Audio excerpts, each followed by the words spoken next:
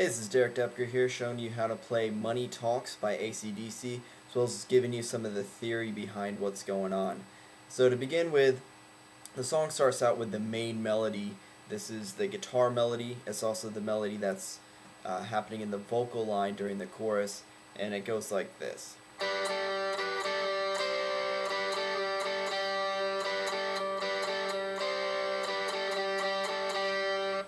And it repeats that again.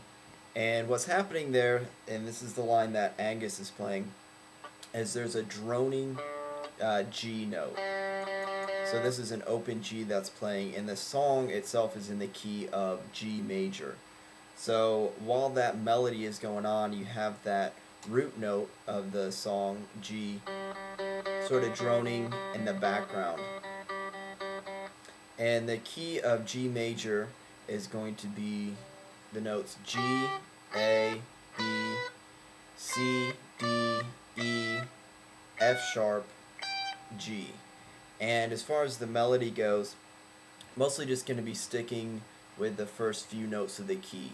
So down here on the 8th fret of the B is the note G. On the 10th fret of the B string is the note A.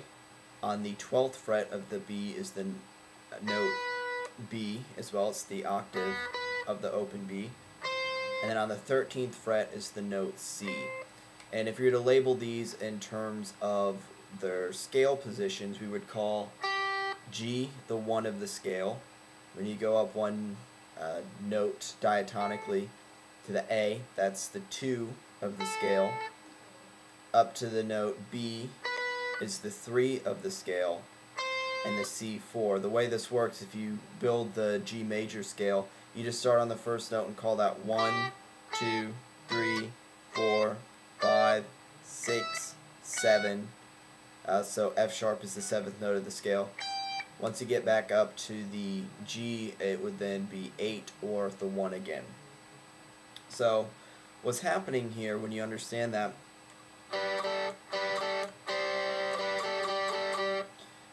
if you label this in terms of numbers, this is the 3 of the scale going down to the 2, 3, 2, 4, 3, 2, 1.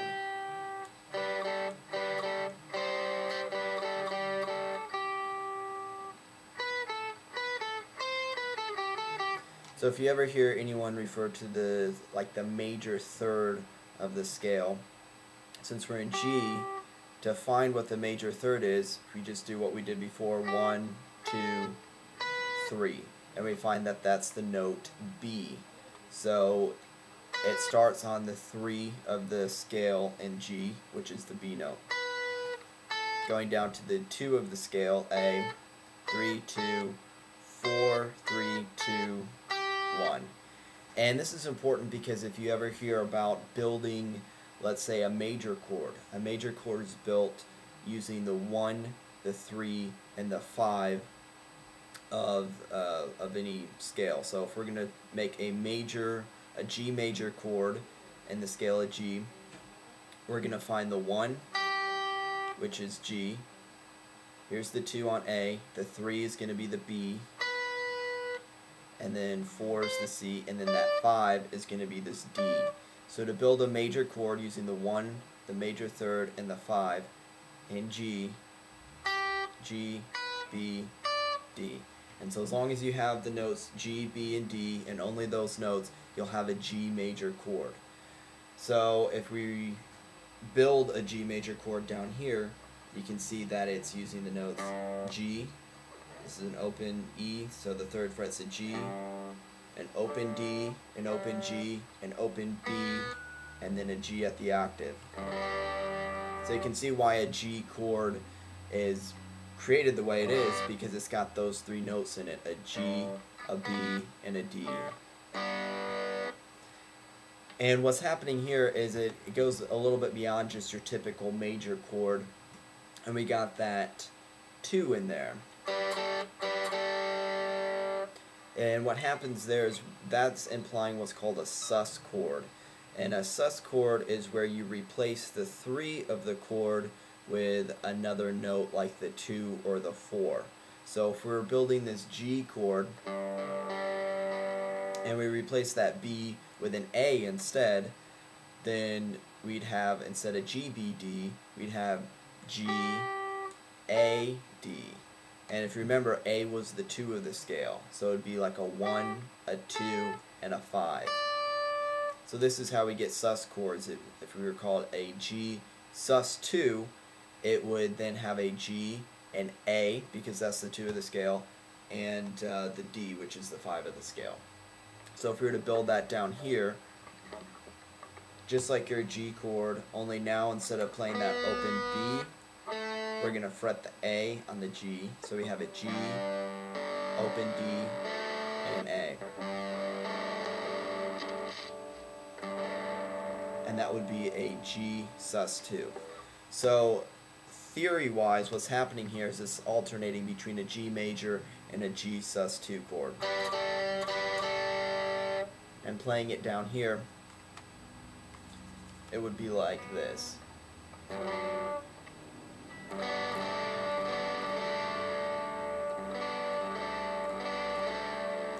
And that's actually what Malcolm is doing. Malcolm is playing just these lower notes here, which is going to be open D, 2nd fret on the G, 3rd fret. It implies a D, but that would be if we have a G in the bass. The bass note is making the root G, so it's actually creating a G Sus2, because we have a G, a D, an A, and a D. So it's alternating between this B note here on the 4th fret of the G,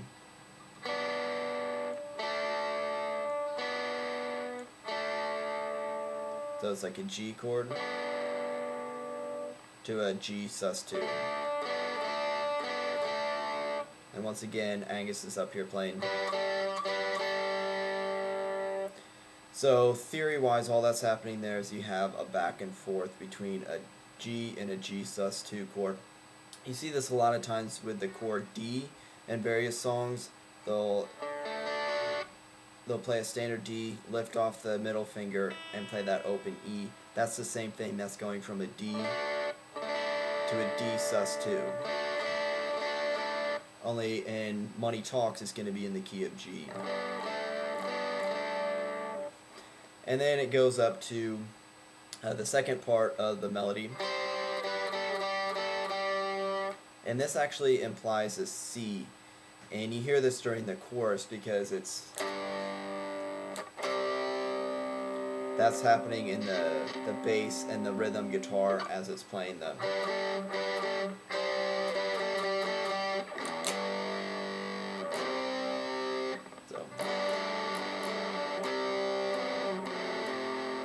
See how I would play this.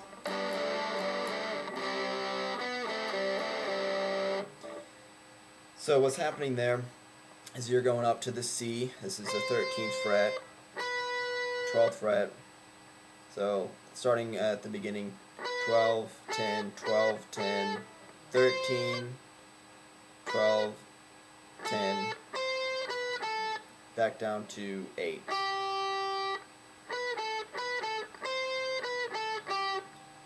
And 8.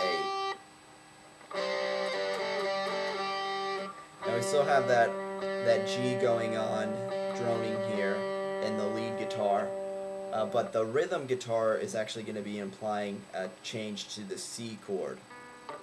So if we have this G to G Sus2,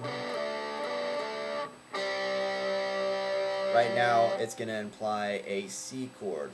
And if we use that same idea of using the 1, the 3, and the 5 to build a major chord, we see how this works for C.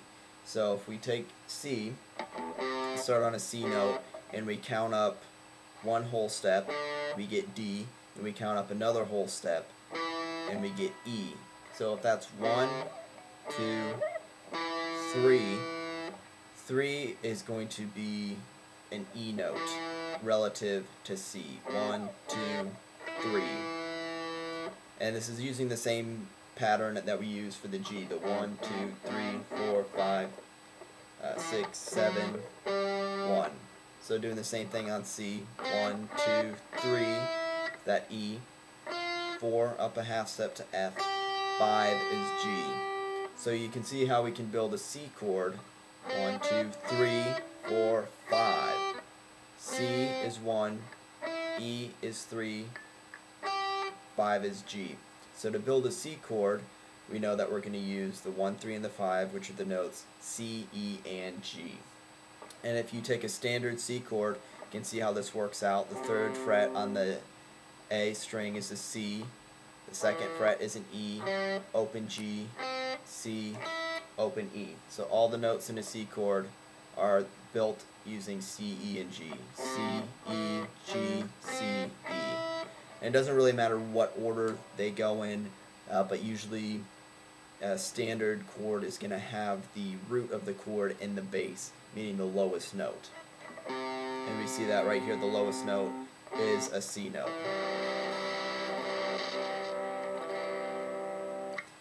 So coming back to this example, we see that the note C then is going to be the 1, and it comes back down to B, which is a 7, 6, 5. So this is relative to C now. If we call C 1, we're going to call that 1, 7, 6, 5. Basically counting backwards. But relative to G, it's a 4, 3, 2, 1. And so that's one thing that throws a lot of people off when you start using these numbers and building chords. It's all about what it's relating to. And are you relating to the chord that it's playing over, or are you relating to the overall scale? So that gets a little bit more advanced. You don't have to worry about this right now.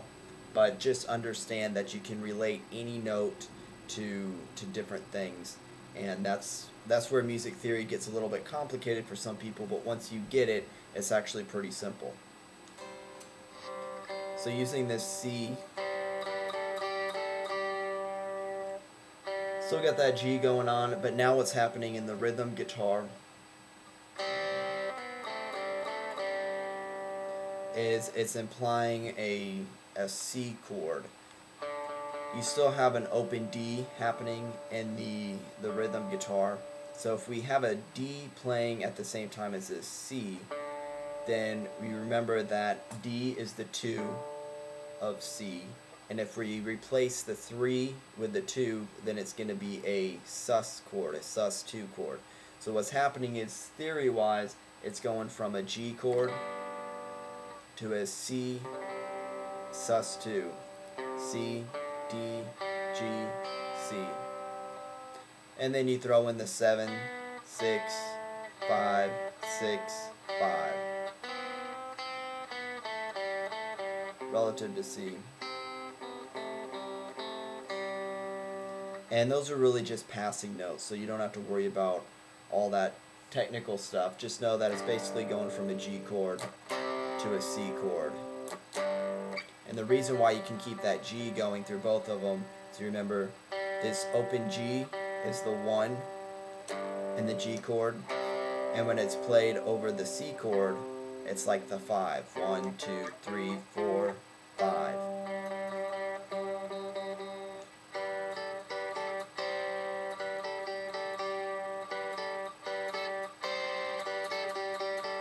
So it repeats that with a slightly different rhythmic variation.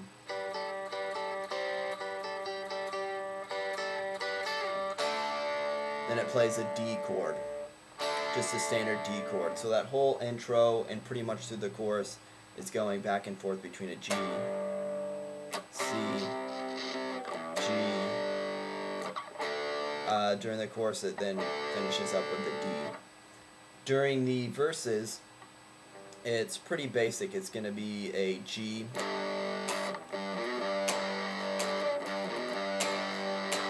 and what's happening here is that you're playing a standard G chord. It's like a G5, and the reason why they call it a G5 is because it's really only using the 1 and the 5 of the scale. So if you remember how we built the G scale, G would be the 1, 2, 3, 4, and the 5 was a D. So to make a G5 chord, all you need are the notes G and D in any sort of order, but just those two notes are all that's going to be in the chord. So if we play this, we have the G there, gonna mute this open A with the sort of edge of our middle finger, and open D, open G, and then fretting the 3rd fret on the B string gives us a D chord, or a D note. So G, D, G, D creates a G5. Then the little lick that he does there is going from a G to a B flat to a B back to a G. And this is a very common thing. This is going from the flat 3 to the 3. If you remember, the 3 was the B. So if we go a half step below it, we're going to call that a flat 3, also called a minor 3rd. So the minor 3, or the flat 3 in the key of G, is a B flat. And the way you figure that out is if you just know, well, the regular 3 is a B, what's going to be that flatted? A B flat. So that's the 1st fret on the A. So from a flat 3 to a 3 to the 1. And this is a very, once again, common thing. You hear this a lot in country music. Let's say we're in the key of A.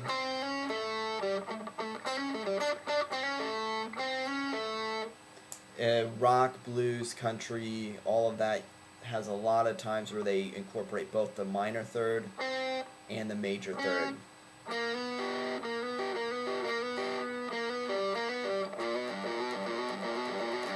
And so that flat 3 really just acts as a passing note into the major 3rd. And then it does this, same pattern, moves into D, which you can do just a basic D power chord up here, 5th fret, 7th fret, 7th fret on the A, D, and G. You could also do an open D, 2nd fret on the G, 3rd fret on the B. And once again, doing that flat 3 to major 3rd. In the case of D, it's going to be going from an F to an F sharp, which is the 3 of D. And you can find that pretty simply if you take your open D chord, go up a whole step, to E, go up a whole step, you get F sharp, which is the 3 of D. 1, 2, 3. To get the flat 3, if F sharp is the 3, the flat 3 is F.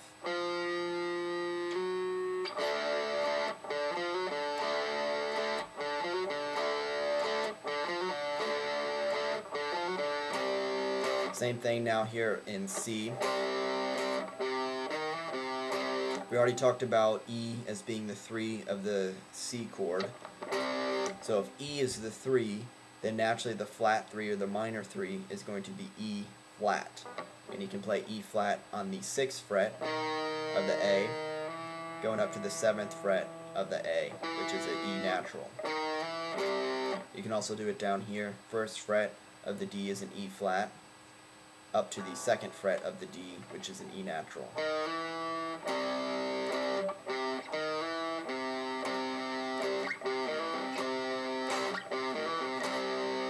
So whatever is most comfortable.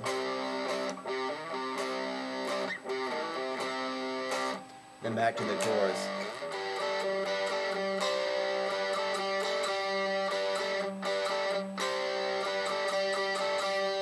What's happening, that's the lead part. The rhythm part is holding a G to C5, G5 to D5. And that's pretty much the basis of the song. See, it's G, C, D. Those are the main chords of the song. Also the 1, the 4, and the 5 is how you can refer to them. So remember, G is 1, 2, 3, 4 is a C, and 5 is a D.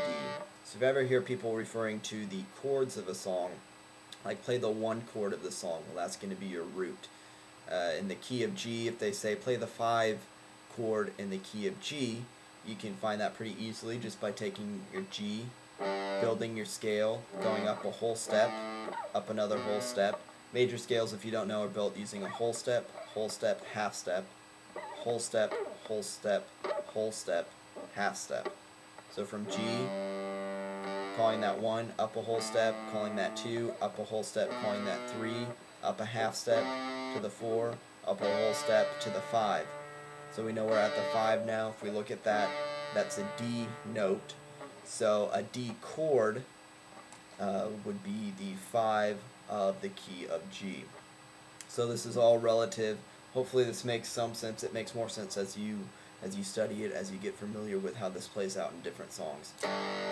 So it's the 1 chord, the D is the 5 chord, and the C is the 4 chord, and the scale of G major, which is what we're in for Money Talks.